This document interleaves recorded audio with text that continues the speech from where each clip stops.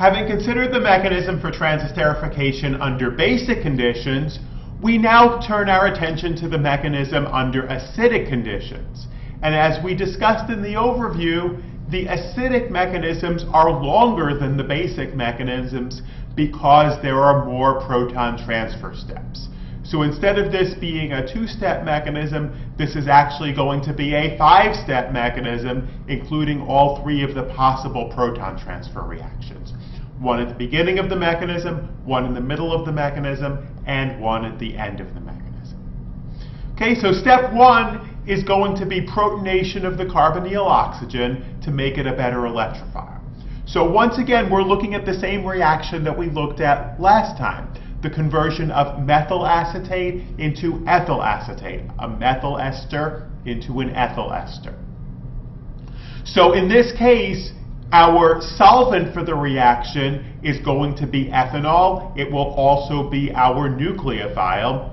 So to get acidic conditions, what you do is you take a drop of acid, usually H2SO4, and put it into the ethanol.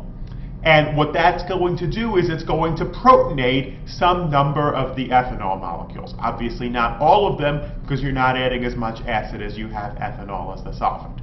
So what we actually have as the acid source is CH3CH2OH2+. Okay, protonated ethanol.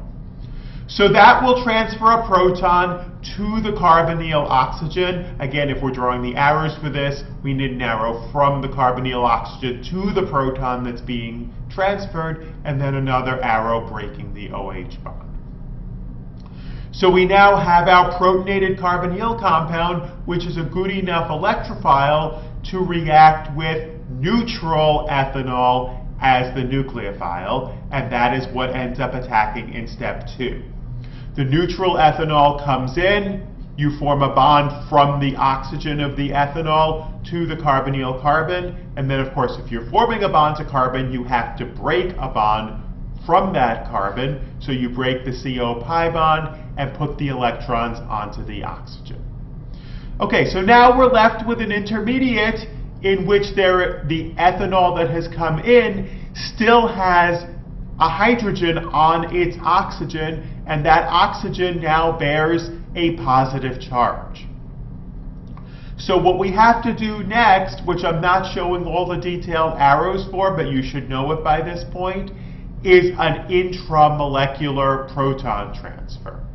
Okay, the proton has to go from the ethoxy group to the methoxy group in order for the methoxy group to become a better leaving group.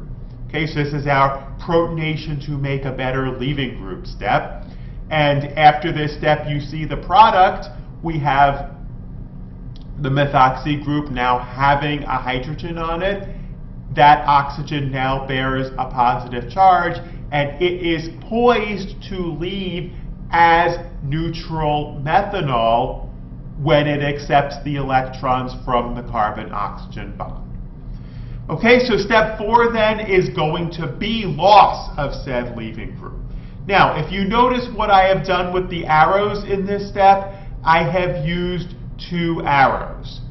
I have used one arrow from the lone pair on the OH, forming a CO double bond, because remember, by the end of this, we have to reform the CO double bond.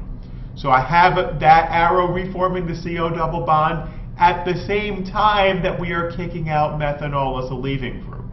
That brings us down to the final intermediate, which is the protonated ester. There is another resonance structure of this intermediate with the positive charge on carbon.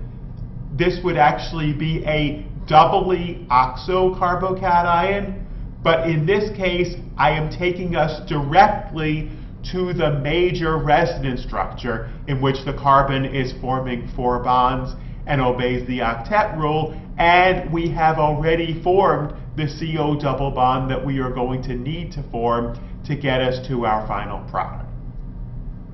Okay, so this is also to keep us analogous to the other nucleophilic addition elimination mechanisms that we have discussed in this unit. We are reforming the CO pi bond at the same time that we are kicking out the leaving group. The difference in this case, of course, because we are under acidic conditions, is that we are reforming the CO pi bond from a neutral OH group rather than from an O- group. And we can do that because we are kicking out a neutral molecule as the leaving group. Okay, so now all we have to do to get ourselves to the final product is one more proton transfer. We have to deprotonate now this protonated carbonyl to give us the neutral ester as the product. And what we are going to use as the base is ethanol. There is a lot of ethanol present here, so there's a greater chance that that hydrogen will end up there than any place else. And furthermore, by using ethanol as the base, that regenerates the protonated ethanol that we need to start the mechanism all over again with another molecule. So this mechanism actually only requires a catalytic amount of acid because the acid is regenerated in the last step of the mechanism. Once again, just like under basic conditions, delta G for this process is going to be virtually zero. There is no intrinsic reason energetically why the molecule would prefer to be an ethyl ester to a methyl ester. What drives this reaction is the fact that you use ethanol as the solvent, and you're going to have a very large amount of ethanol in there to act as a nucleophile on the protonated carbonyl as opposed to methanol. Okay, so that's transesterification under acidic conditions, and as we move forward, we're moving from transesterification to hydrolysis, which is a very similar mechanism, except instead of the nucleophile being an alcohol, the nucleophile is going to be water.